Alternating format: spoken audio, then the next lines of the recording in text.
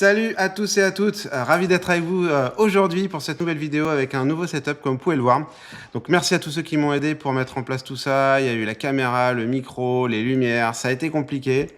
Mais voilà, on a un truc qui est pas trop mal, il y a des réglages à faire sûrement, on fera mieux sûrement plus tard. Donc, qu'est-ce qu'on va parler, qu'est-ce qu'on va vous présenter aujourd'hui? On va vous présenter un deck qui me plaît beaucoup, là c'est le deck Helga Skitishir. Donc très content avec donc la sortie de Bloomborough, j'ai pu tester ça, c'est vraiment cool. J'ai aussi monté le deck écureuil là. Le deck écureuil, pas facile, mais bon, là le deck Elga, il est quand même assez fort. Et je pense qu'il y a un beau potentiel. Alors je l'ai pas monté en très très haut power level, mais il est quand même assez fort. Alors je vais vous partager la liste juste avant. Qu'est-ce que fait cette petite grenouille Elga qui a l'air inoffensive? En gros, elle a les couleurs bantes, c'est une 1-3 Frog Druid. Quand vous lancez un sort de créature de mana value 4 ou plus, vous piochez, vous gagnez un point de vie, vous mettez un compteur +1 sur Elga. Donc grosso modo, vous allez baser votre deck sur les grosses créatures, et pour faire monter la force d'Elga. Et avec cette force, qu'est-ce que vous allez faire? Quand vous la tapez, vous ajoutez un X mana de n'importe quelle couleur, enfin d'une couleur, X étant la force d'Elga. Et vous pouvez utiliser ce mana que pour caster des créatures ou des sorts de créatures avec X dans leur mana cost. Donc, grosso modo, qu'est-ce qu'on va vouloir faire avec Elga? On va vouloir caster des grosses créatures, piocher et éventuellement, donc faire grossir bien sûr la force d'Elga. Hein.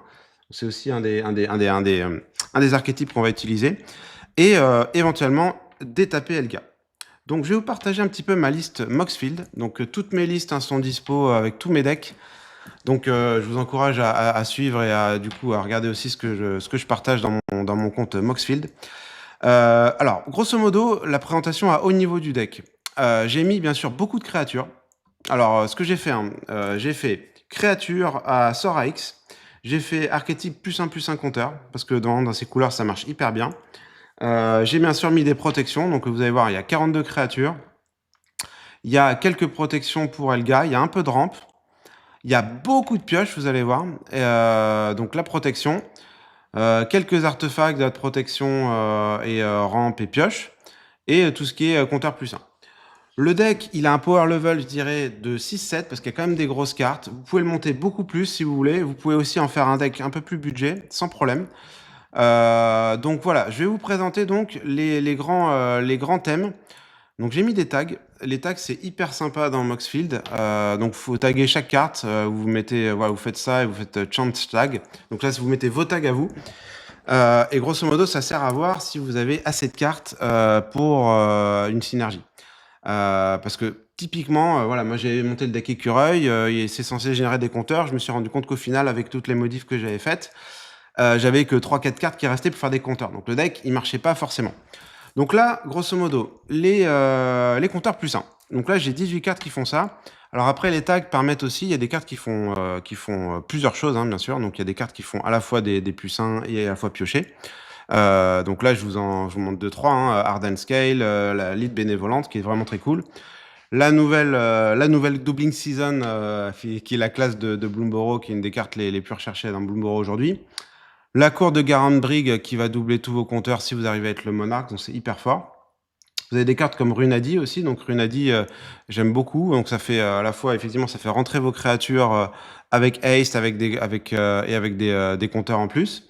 Et ça fait aussi un mana d'orc, donc j'ai mis aussi ça dans le ramp, donc j'ai pas mal de cartes aussi pour ramper. Grosso modo, ce que vous avez envie de faire avec Elga, c'est tour 1 mettre une Alflin, et tour 2 vous sortez Elga, et après vous commencez à sortir des sorts à X, parce que vous pouvez aussi sortir des sorts à X. Alors bien sûr, il faut qu'ils aient une mana value de 4, hein, mais donc ça va marcher au tour 3. Bien sûr, un sort à X qui est casté à 4 ou plus au total est compté comme un sort de mana value 4. Donc, ensuite, pour les compteurs +1, il y a le Forgotten Enchant. Lui, il est juste ultra efficace, parce que voilà, à chaque fois qu'un joueur joue un sort, donc y compris vous, vos adversaires, il prend un compteur, et au début de votre réplique, vous bougez tous ces compteurs. Donc, grosso modo, en un tour de commandeur, vous allez le monter peut-être de 4-5 compteurs. Allez, je vais être gentil. Et ensuite, au début de l'upkeep, vous les mettez tous sur Elga. Elle va faire, si elle a aucun autre marqueur, elle va déjà faire 6 mana. Donc, c'est hyper fort. Après, il y a Shalai qui permet donc de protéger aussi, mais de mettre +1 sur toutes les créatures. Lui, il m'a fait gagner une partie ce week-end. En gros, vous allez doubler les compteurs des créatures qui vont attaquer. L'archange de Thune. Alors, l'archange de Thune, il y a un petit jeu de mots. Hein, oui, il coûte cher. Il est dur à avoir, mais franchement, il est très fort parce que ça vous fait un peu de vol. Il faut aussi faire attention dans ce deck au vol. Alors, surtout, il n'est pas du tout encore totalement optimisé, hein, donc je pense que je vais le faire évoluer. Mais grosso modo, voilà, il permet de gagner de la vie, et à chaque fois que vous gagnez de la vie, vous mettez un compteur puissance sur chaque créature. Là où c'est fort, c'est que c'est pas que grâce à son lifelink à elle, c'est aussi grâce au fait que Helga, rappelez-vous, à chaque fois que vous castez un sort de créature de 4 ou plus, vous piochez et vous gagnez un point de vie. Donc grosso modo, ça peut aller très très vite. Il y a le Defiler of Vigor, bien sûr. Il y a Galadriel qui permet aussi de mettre des compteurs sur toutes les créatures. Enfin, il y a beaucoup de choses vraiment dingues dans ces couleurs. Le Railway Brawler. Alors, j'essaie aussi de mettre des cartes assez récentes. Hein. Vous voyez, il y a Berk aussi. Birk de Bloomborough qui lui aussi, quand une créature avec un compteur attaque, vous doublez ses compteurs. C'est hallucinant. Il y a les saisons. Les saisons, c'est hyper intéressant. Très polyvalent. Moi, j'aime beaucoup dans ce deck. Donc, celle-là, elle fait +1. Elle vous fait piocher. Donc, c'est génial. Parce que aussi, voilà, vous allez voir juste après, hein, Helga, à un moment donné, il faut la nourrir. Vous allez avoir beaucoup de mana, et si vous n'avez pas une carte de créature, ça va rien faire. Donc il faut aussi beaucoup piocher, et c'est ce que je vais vous montrer juste après. Il y a Surak et Gorklo. Hein, bien sûr, vous avez envie d'attaquer quand vos créatures arrivent, parce que potentiellement, elles vont pas faire si vous faites un tour indécent avec une dizaine de créatures que vous allez poser, bon, j'exagère un peu, peut-être 3-4 grosses créatures, vous avez envie d'attaquer et pas qu'elles se prennent un whiteboard, donc avec lui, elles vont pouvoir avoir haste et attaquer. Et bien sûr, le Great Henge, qui est bien sûr dans ce deck, c'est juste, ça fait tout. Ça gagne de la vie, ça rampe, ça met des +1 et ça pioche. Donc c'est génial. Ensuite, deuxième stratégie dans le deck, c'est de piocher beaucoup. Donc comme je l'ai dit, hein, donc à la fois piocher avec des grosses créatures, hein, des grosses hydres, hein, comme la Hydroid Krasis. Franchement, je l'ai dans Animar aussi, cette carte, c'est trop fort. Ça vole, ça trample, ça rentre avec X compteur et vous piochez X divisé par 2 et vous gagnez X points de vie aussi. Il y a le nouveau petit Polywog Prodigy hein, que j'ai pu packer dans Bloomborough, mon ouverture que vous avez peut-être regardé. Très bonne carte aussi, elle va évoluer, elle va gagner des compteurs et ensuite à chaque fois qu'un adversaire va caster un nom de créature spell, vous allez, inférieur à sa force, vous allez piocher, donc il faut quand même qu'il monte pas mal en force. Kiora, c'est trop bien dans ce deck, ça fait tout. Ça fait l'effet d'Helga à la pioche avec une créature de force à 4. Et surtout, vous allez pouvoir détaper Helga pour refaire son mana. Donc j'ai mis Live Blue d'Hydra qui fait piocher, j'ai mis le Beast Whisperer qui fait piocher, Danny Pink aussi. Donc là, c'est à chaque fois qu'une créature prend un compteur, vous piochez, c'est dingue. Toski qui est très connu. Lui, je l'aime beaucoup. Le petit 20 Toad. Ce que j'aime beaucoup dans lui, c'est que, en gros, à chaque fois que vous attaquez avec 2 créatures ou plus, vous mettez un compteur +1 sur lui et vous piochez.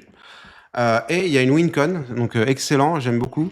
Vous gagnez la partie si vous avez 20 compteurs ou plus sur lui ou si vous avez 20 cartes dans votre main.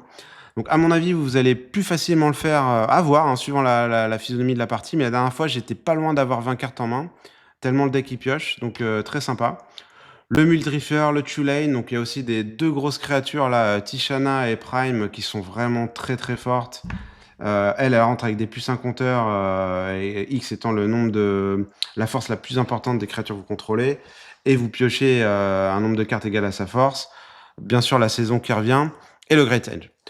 Donc voilà, vous allez mettre des compteurs à vos bêtes, vous allez piocher, et donc après, grosso modo, vous avez un gros board et vous attaquez l'adversaire.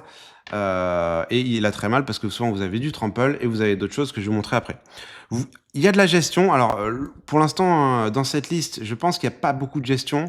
C'est un deck qui n'est pas punitif pour les autres aujourd'hui, qui veut juste faire ce qu'il a à faire et ensuite attaquer. Maintenant, il y a quand même le Sword to Plowshare. Il y a quand même Lyd Vorace, donc elle va dans la synergie aussi, mais elle peut se fight contre une créature ciblée. Vous avez Oshard Dora, bien sûr, donc ça, bon, je pense que c'est un gros staple du commandeur. Après, quelques synergies avec les compteurs, hein, donc elle, vous retournez toutes les créatures qui n'ont pas de compteur dans la main de leur propriétaire. Les terrains qui se retournent de MH3 que j'adore. Il y a Sinky to Stupor aussi qui permet soit de bouncer une créature adversaire, ou alors de reprendre une créature qu'on vous a piquée, qui peut servir. Et après, lui, je l'adore aussi, le Damning Verdict, c'est une colère de Dieu, mais qui marche que sur les créatures qui n'ont pas de compteur sur elle. Donc, au revoir toutes les créatures qui n'ont pas de compteur sur elle. Ensuite, protection, bien sûr. Donc là, il y a beaucoup de choses, hein, bleu, blanc, vert. Il y a énormément de sorts. J'ai dû faire des choix, mais c'est dur. Après, moi, j'aime beaucoup les protections parce que voilà, dans les decks comme ça, c'est hyper frustrant de se faire cleaner son board. Donc lui, il est génial. Ça phase out, ça vous protège contre tout le phase out, même du sacrifice, et ça met un compteur. Donc lui, il va bien dans la synergie. Vous avez l'Ozolite, évidemment. Donc voilà, si vous perdez tout, bah, vous récupérez quand même tous vos compteurs plus 1. Les Rook Intervention, les Greaves, le Ripple of Potential, lui, il est trop fort. Il fait phase out tous vos permanents qui ont des compteurs sur eux. Et vous proliférez en plus. Et voilà, bien sûr, les sorts les bien connus. Alors, il y a des créatures peut-être un peu moins connues. Le Tyrant Guard, moi, je l'aime bien. Donc voilà, c'est un sort à X, encore une fois, dans la synergie. Et vous le sacrifiez, tous vos créatures avec des compteurs. Attention, c'est avec compteurs. On hexproof et indestructible. Elga, bien sûr, a des compteurs. Toutes vos hydres ont des compteurs. Enfin, grosso modo, ça va protéger quasiment tout votre board. Il y a le Glen Elendra qui permet de contrer. Et en plus, elle a persiste. Donc, elle va prendre de la valeur avec des compteurs plus 1. Donc, elle va rester très longtemps sur le board, normalement. Et le Shalai qui donne hexproof à toutes vos créatures. À vous, et en plus qui peut pour 6, donc là je pense pas que vous allez le faire souvent, mais pour 6 mettre un compteur sur chaque créature que vous contrôlez. On a un peu de rampe, avec en plus de la synergie compteur, donc des cartes un peu sympas que j'ai mises ici. Le Sporokist, donc lui j'aime bien, bon, c'est un tyrannide, il a X, il a Ravnus aussi, donc vous allez piocher si X égale 5 ou plus. Et vous allez chercher deux Basic Land, donc pour moi ça va bien dans la synergie. Alors j'ai quand même mis Nature's Lord Revisit, mais ça peut potentiellement remplacer ces cartes. Vous avez Gorklo évidemment, hein, qui réduit le coût de vos bêtes de 4 ou plus. Asma, lui qui est pas très connu, mais Commander Master, c'est une unco, c'est une très bonne unco, qui réduit le sort de vos créatures. Et Gwena, bien sûr, qui est bien connu. Et ensuite, ben, il reste quelques cartes qui sont non taguées. Le Stone Coil, moi je l'aime beaucoup. Moi je le trouve pas beaucoup joué en général, mais c'est une très bonne carte parce que vous pouvez le caster pour 1 si vous n'avez pas de quoi faire autre chose. Mais grosso modo, pour 1, il a Rich Trample Protection for Multicolor. Donc grosso modo, il va vous protéger contre tous les commandants multicolores, en vol, en pas vol. Donc moi je trouve ça très fort comme carte. Le Goldvein Hydra, bien sûr, qui est sorti avec Thunder Junction, qui est hyper forte. Elle a Vigilance Trample Haste. Quand elle meurt, vous créez des Creature Tokens, donc c'est trop bien. Le Mockingbird, que j'aime beaucoup aussi. Alors, ça fait une copie de créature, Michael Vol.